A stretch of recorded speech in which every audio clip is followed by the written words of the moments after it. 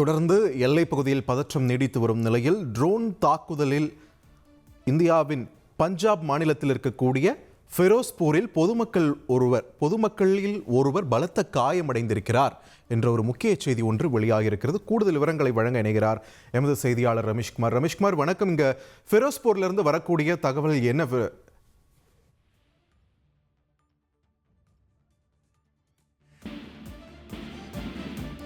ரமேஷ், ஃபெரோஸ்பூர்ல இருந்து வரக்கூடிய தகவல் என்ன? தாக்குதல் எந்த அளவுக்கு இருக்கு? இப்போ பொதுமக்கள் ஒருத்தர் காயமடைஞ்சிருக்கிறதா சொல்றாங்களே, இது பத்தின விரிவான தகவல் வெளியாகி இருக்கா?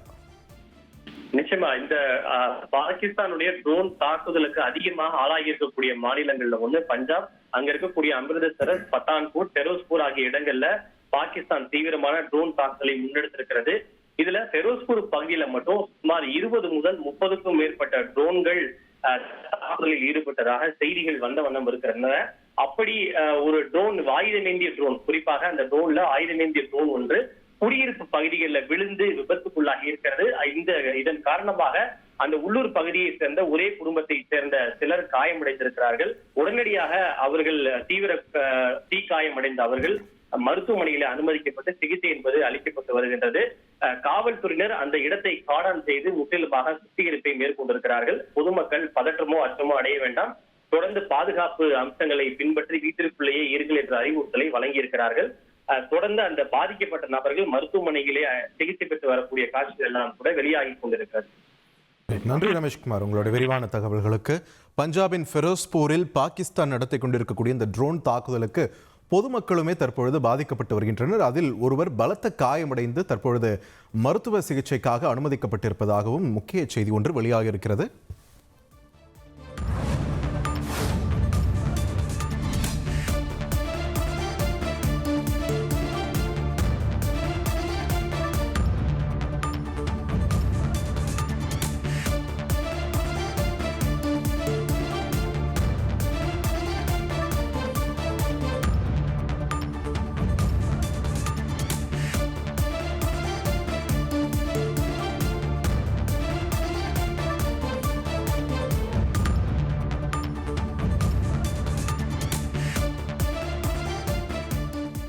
எல்லை பகுதிகளில் வீடுகளுக்குள் மக்கள் இருக்க வேண்டும், தேவையற்ற நடமாட்டத்தை தவிர்க்கவும், அது மட்டுமின்றி உள்ளூர் அதிகாரிகள் வழங்கிய பாதுகாப்பு வழிமுறைகளை கண்டிப்பாக பின்பற்றவும் அறிவுறுத்தப்பட்டிருக்கிறார்கள். தற்பொழுது ஒரு பதற்றமான சூழல் நிலவி வரும் நிலையில் மக்கள் தங்களுடைய பாதுகாப்பை உறுதி செய்ய வேண்டும், முன்னெச்சரிக்கையாக இருப்பது அவசியம் என்ற பல்வேறு அறிவுறுத்தல்களும் அங்கு வழங்கப்பட்டு வருகின்றன. தொடர்ந்து நம்மிடையே கர்னல் ரங்கநாதன் இணைப்பில் இணைகிறார். வணக்கம் கர்னல், இணைப்பில் இணைந்தமைக்கு மிக்க நன்றி. காஷ்மீரின் குல்மார்க் பகுதியில் தரைவழி தாக்குதல் தொடங்கியிருப்பதா சற்று நேரத்திற்கு முன்னாடி செய்தி வந்திருக்கு. ஸோ இது டீஎஸ்கலேஷன் அப்படின்ற ஒரு விஷயத்துக்கு இப்போ பாசிபிளே கிடையாதா? இன்னும் நிலைமை மோசமாக தான் போகுதா? வணக்கம், நேயர்களுக்கு வணக்கம். ஆக்சுவலி நான் உங்க சேனல்ல ஒரு 9 மணிக்கு கூட பாத்துட்டு இருந்தேன். இப்போ நம்ம முதல்ல ஒரு விஷயத்த கரெக்டா புரிஞ்சுக்கணும். அப்படின்னா நம்ம சேனல்ல பேசும்போது சிலர் என்ன சொன்னாங்க அப்படின்னா டீஎஸ்கலேஷன் ஆகணும் அப்படின்னா, அதாவது 2 பேரும் சண்டை போட போறாங்க அப்படின்னா 2 பேரும் நெகோசியேஷனுக்கு வரணும் அப்படின்ற ஒரு கருத்தை முன் வச்சாங்க. அதை தவறுன்னு நான் சொல்ல மாட்டேன். ஆனா நம்ம என்ன புரிஞ்சுக்கணும் அப்படின்னா, இது பெஹல்காமுக்கு அப்புறம் ஆபரேஷன் சிந்தூர், அதுக்கப்புறம் நம்ம இப்போ இன்னைக்கு தொடர்ந்து நம்ம சிந்தூர் தான் நம்ம பண்ணோம், ரைட்? நேற்றும் இன்னுக்கும் இன்னைக்கு அக்ரஸரா நம்ம மேல தாக்குதல் நடத்துறது பாகிஸ்தான் ஒண்டிதான். அப்படி இருக்கும்போது நம்ம என்ன புரிஞ்சுக்கணும், பாகிஸ்தானை பொறுத்த வரைக்கும் அப்படின்னா, ஒரு நல்ல ஒரு திருக்குறள் இருக்கு. வெள்ளர் சமய மலர்மிட்டம் மாந்தர்த்தம் உள்ள சமய உயர்வு. நம்ம அதாவது தாமரை தண்ணிக்கு எவ்வளவு ஆழமா இருந்தாலும் தாமரை மேல போகும். நம்ம கீழே இருக்கிற ஒருத்தங்கிட்ட போயிட்டு இப்படி இல்ல இப்படி இல்ல நம்ம நெகோசியேட் பண்ணவே முடியாது. நம்ம எவ்வளவுதான் கடைசி 75 வருஷங்களா நம்ம அவங்க பாகிஸ்தான் கூட ஒரு சகோதரத்துவமாவோ பக்கத்துல இருக்க ஒரு நெய்பரிங் கண்ட்ரியாவோ எல்லாத்தையும் பண்ணாலும் கூட திரும்பி அவங்க நமக்கு கொடுக்கறது என்ன நீங்க பாத்தீங்க அப்படின்னா, ஒரு நஷ்டத்தையும் உயிர் இழப்பையும். நம்ம நாட்டுல ரத்தத்தை ஓட விடுறதுதான் அவங்களோட ஒரு யோசனையாவே இருக்கு. பெஹல்காம் பண்ணப்புறம் நம்ம ப்ரிசைஸா இதுதான் பண்ண போறோம். சிவிலியனை டார்கெட் பண்ணல, மிலிட்டரியை டார்கெட் பண்ணல, எதுவுமே நம்ம பண்ணல. நம்ம எங்கெங்கெல்லாம் டெரரிஸ்ட் இருந்தாலும் அங்க ஒண்டிதான் நம்ம போனோம்.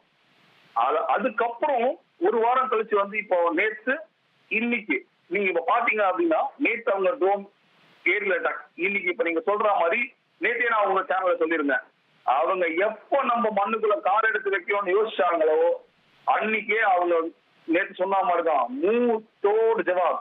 அவங்க வாயை உடைச்சு கையில கொடுக்கறது கட்டாயமான உண்மை. ஏன்னா இந்தியன் ஆர்மியோட இன்ஃபென்ட்ரி இஸ் மைட்டி.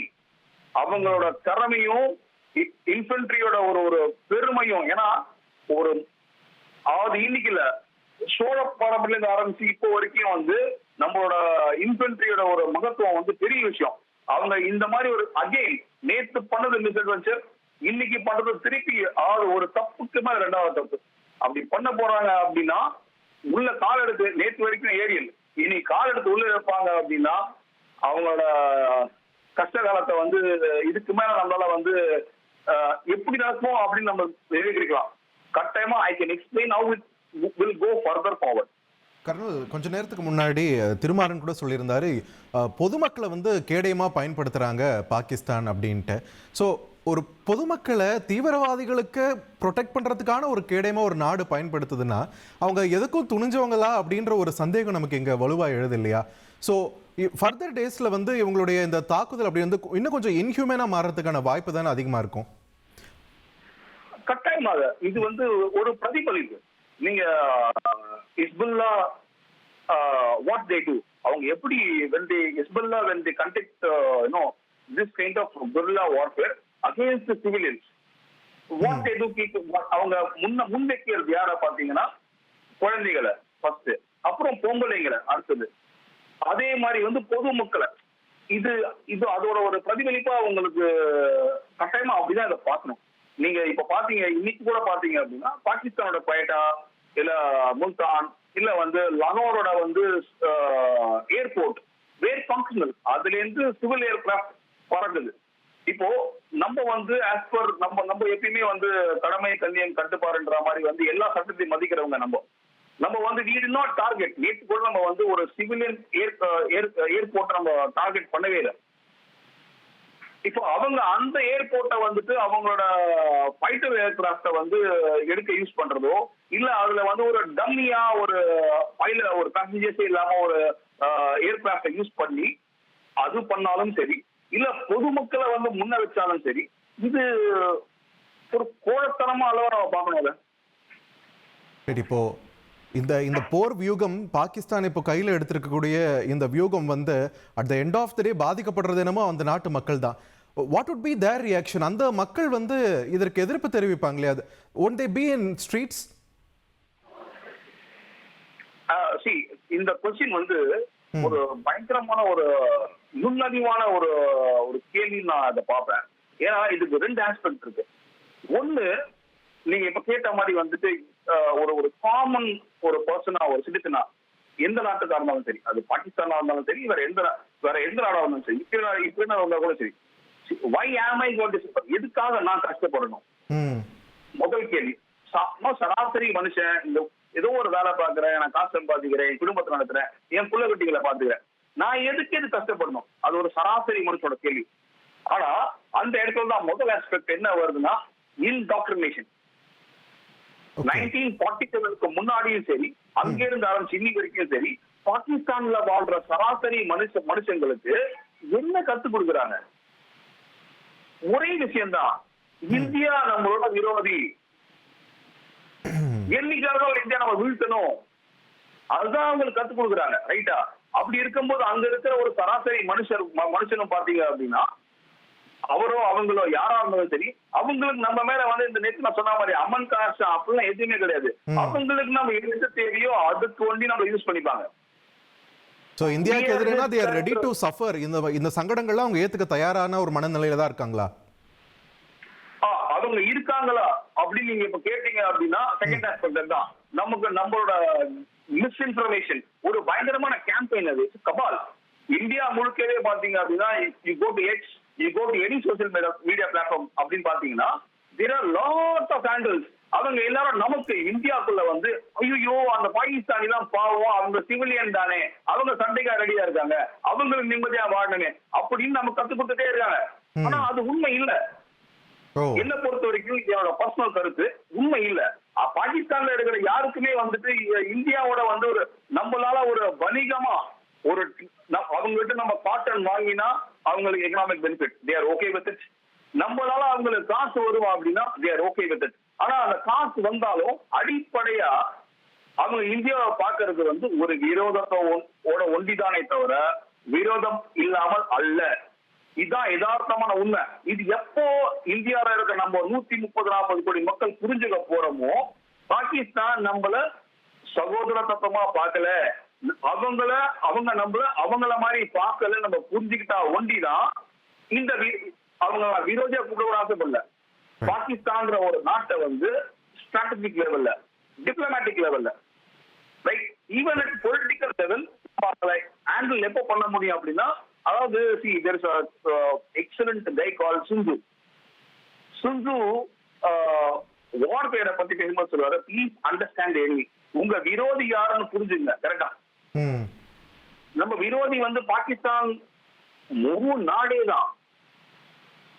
அங்க இருக்கிற எல்லா மக்களுமே வந்து வணிகமா, நம்மளால வர்த்தகமா, நம்ம கிட்ட இருந்து காசு வந்தா தே ஆர் ஃபைன்.